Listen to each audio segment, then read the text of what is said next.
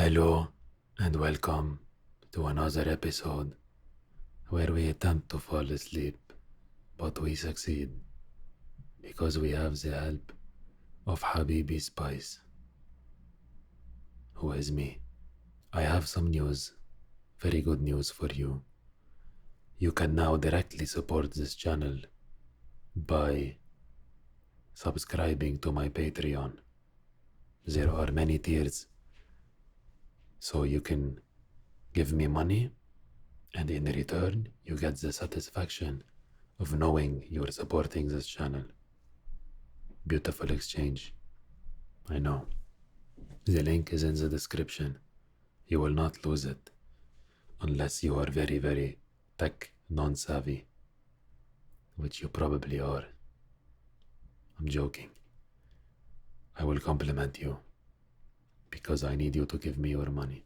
Today we are going to be reading the second part of the picture of Dorian Gray, retold by Paula Hammond. If you have not seen the first part, I would stop this video and go watch the first part, because the story will not make sense if you start from the beginning. It will not make sense. As soon as the play was over, Dorian rushed to Sibyl's dressing room. She was standing alone, with a look of pure joy on her face. "Oh, how badly I acted tonight," she said. "Horribly," he answered, amazed. "You made yourself look ridiculous. But you understand, don't you? Why I was so bad? Why I can never act again?" Dorian shrugged his shoulders sulkily. "You were ill, I suppose?" "Oh, Dorian, before we met, acting was my life. But tonight, for the first time, I saw the silliness of it all. You have made me understand what love really is. I can no longer play at being in love when real love burns in me like a fire." I see what's happening with her. Dorian turned away his face. "Without your art, what are you?" "Nothing but a third-rate actress with a pretty face. You used to stir my imagination. Now you don't even stir my curiosity." The girl grew white and trembled. She grew white? Was she Hispanic before? Or maybe African American? "Dorian, you are not serious. I'm sorry I didn't act well. I was thinking of you. I will try, indeed. I will try." A fit of passionate sobbing choked her words. Ya haram. Dorian Gray, with his beautiful eyes, looked at the girl and curled his scarlet lips in disdain. He had dreamed she was a great artist. She had disappointed him. What were her tears compared to the suffering he had endured during that terrible play? Lord Henry was right. Let's not say that. What was life without pleasure? "You have spoiled the romance of my life," he cried. "You have killed my love." Sibyl wept silently, her little hand stretched out towards him. "I am going," Dorian said at last in a cold, clear voice. "You are nothing to me now. I will never see you again. I will never think of you. I will never mention your name." Dorian has a flair for the dramatic, if we haven't noticed. A low moan broke from Sibyl Vane's lips, and she fell to the floor and lay there like a trampled flower. Dorian Gray turned on his heel and left without a backward glance. Ruthless. It was long past noon when Dorian awoke. As soon as he had dressed, he went into the study and sat down to a light breakfast. As he gazed lazily about the room, his eyes fell upon the portrait that Basil Hallward had painted of him. Somehow, It looked changed. There was a touch of cruelty around the mouth that hadn't been there before. He rubbed his eyes and moved closer. There was no doubt that the whole expression was different. What could it mean? Suddenly it flashed across his mind what he had said in Basil's studio the day the picture was finished. He had uttered a mad wish that he should remain as he was, while the face on the canvas bore the burdens of his passions and sins. Surely his wish had not been answered. Such things were impossible. Yet there was the picture, with its cruel, twisted mouth. Dorian gazed at the picture with horror, remembering the way he had watched the girl sob. Why had he been so cruel? A deep sense of pity swept over him. He went to the table and wrote a passionate letter to Sibyl Vane. He accused himself of madness and begged her forgiveness. When he had finished, he determined that he would see no more of Lord Henry. From now on, he would be good. At 4 o'clock, there was a knock at the door, followed by Lord Henry's voice. The knocking continued and grew louder. It was better, Dorian reasoned, to let Henry in and explain about the new life he was going to lead, rather than quarrel with him. Drawing a screen hastily around his portrait, he unlocked the door. "I'm so sorry, Dorian," said Lord Henry as he entered. "It is dreadful, but it is not your fault." "Do you mean about Sibyl?" "Yes, of course. Tell me, did you see her after the play?" "Yes, and I was brutal. Very, perfectly brutal. But from now on I will be good," Dorian said, smiling. "And I shall begin by making Sibyl Vane my wife." "Your wife?" cried Lord Henry. "Yes, Harry. I know what you are going to say. Something dreadful about marriage. Don't say it. Don't ever say those kind of things to me again." Lord Henry sat down beside Dorian, taking the lad's hands in his own. "I thought you knew," he said.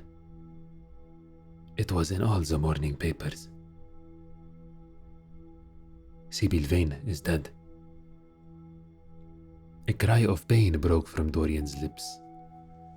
He leapt to his feet, tearing his hands away from Lord Henry's grasp. "It's not true." "It is quite true. There will be an inquest, of course, and you must not be mixed up in it. Things like this may make a man fashionable in Paris, but in London, people are so prejudiced. You must not make your social debut with a scandal." Dorian was dazed with horror. "Inquest? What do you mean?" "Oh, Harry, quickly, tell me everything." "They found her dead on her dressing room floor. They say she had swallowed something by mistake, but I doubt it was an accident. I should fancy it was prussic acid, as she seems to have died instantly." "So I have murdered Sibyl Vane," said Dorian, half to himself. "Murdered her as surely as if I had cut her little throat." Dorian was dimly aware of his own fickle, changeable nature and how easily he was influenced. "My God," he murmured, "what shall I do?" "Hello, Larry." "She could have saved me. Now there is nothing to keep me straight." "My dear Dorian," answered Lord Henry, lighting a cigarette, "the only way a woman can ever save a man is by boring him so that he loses all interest in life. No, There is something quite beautiful about Sibyl Vane's death. She played her last role perfectly. A lonely death in a tawdry dressing room has been turned into a thing of art. You forget how cruel I was to her. No, Dorian, you must forget. You must not be at the mercy of your emotions. Use them. Enjoy them. This has been a marvelous experience. That is all. Dorian sat silently as the oldest man spoke of these fascinating, terrible things. Shadows crept in from the garden and evening began to darken the room.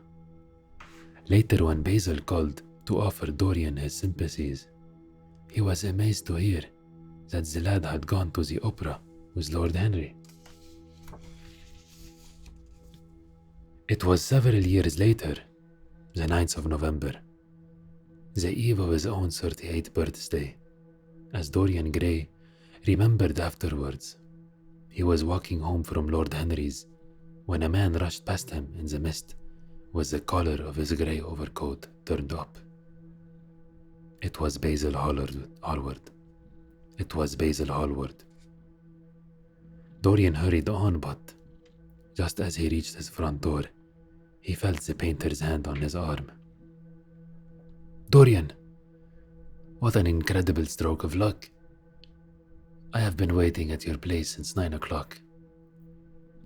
I am off to Paris in the midnight train, and I particularly wanted to see you before I left. Well, Dorian sighed. Come in then. What is it all about? It's about yourself, Basil answered sternly. Then I don't wish to know, Dorian replied. I love scandals about other people, but scandals about myself don't interest me. They have no novelty. I recognize those words, Dorian. They're Lord Henry's. At one time, Basil might have helped Dorian resist Lord Henry's influence.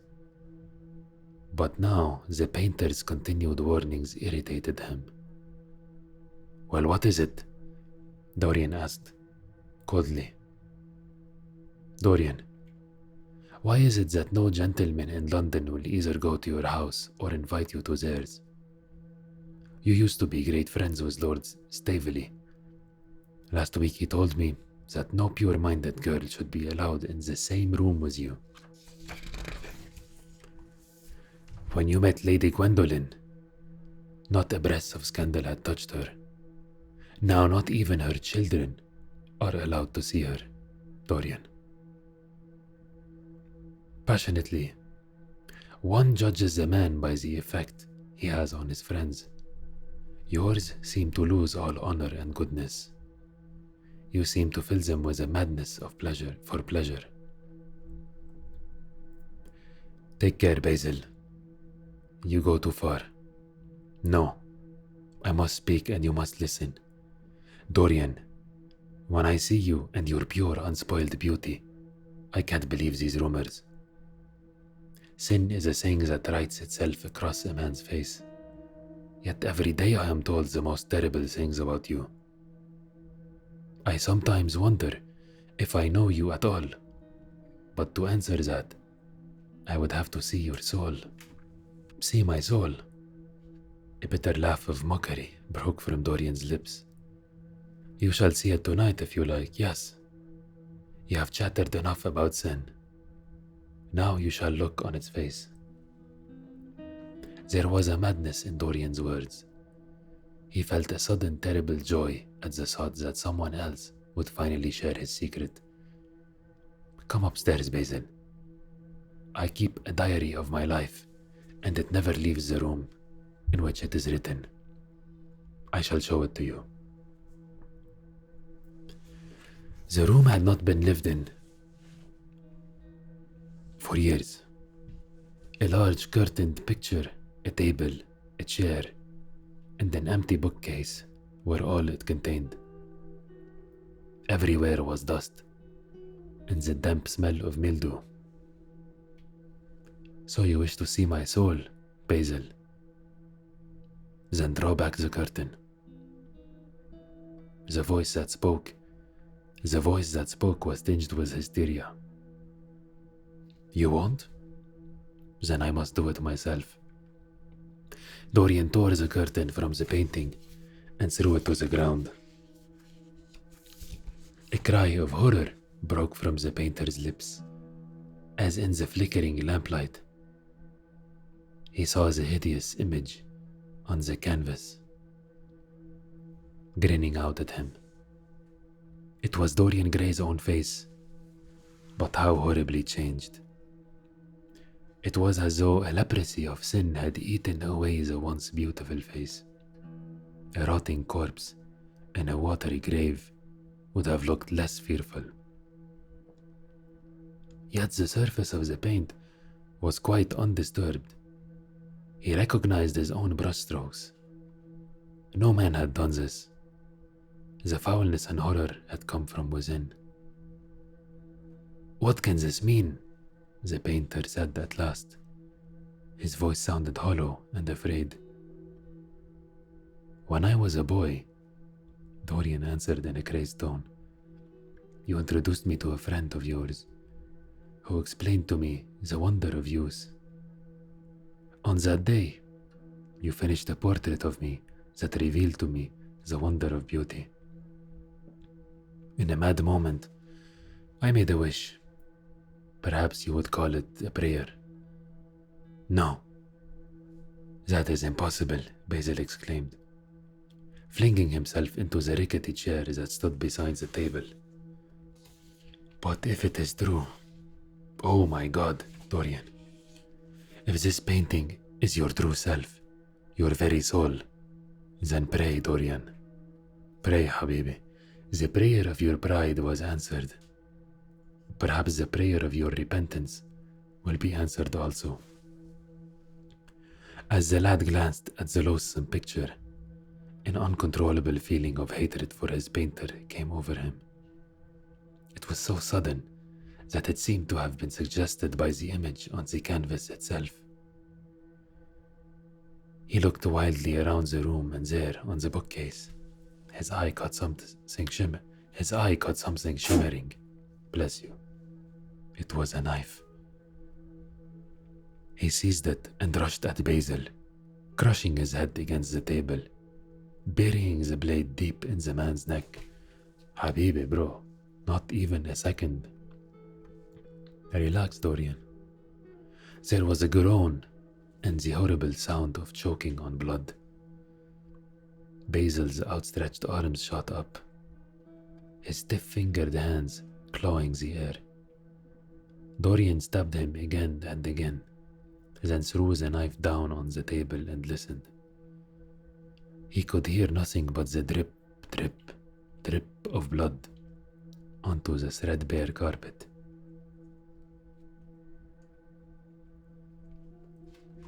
That is crazy. Dorian has no chill. We will stop here today. Tomorrow, not tomorrow, next video, next episode, we will continue. Dorian has no chill, but fortunately, you have chill, and you are chill. So yalla, go to sleep, and I will see you next time.